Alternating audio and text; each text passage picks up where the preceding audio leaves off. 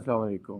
بحر اوقیانوس کی تہہ میں موجود ٹائٹن آبدوز کے ملبے سے ملنے والے تمام اہم پرزے آرکٹک نامی بحری جہاز نے ماہرین تک پہنچا دیے ہیں۔ بندرگاہ پر لائے جانے والے ان پرزوں کی تعداد سے اندازہ ہوتا ہے کہ بحری جہاز سے منسلک انتہائی گہرے پانیوں میں کام کرنے والا روبوٹ انتہائی اہم پرزوں کو سطح تک لانے میں کامیاب ہوا۔ ان سے تحقیق کرنے والوں کو 11 روز قبل ٹائٹن کے زیر آب تباہ ہونے کی اصل وجہ معلوم ہو گئی۔ نیو فاؤنڈ لینڈ کے سیف جانز بندرگاہ پر اہلکاروں نے ان پرزوں کو ڈھکنے کی پوری کوشش کی، لیکن اس کے باوجود بھی اکثر پرزوں کی شناخت کی جا سکتی تھی۔ ایسی مزید خبریں جاننے کے لیے میرے چینل کو سبسکرائب کریں۔ شکریہ۔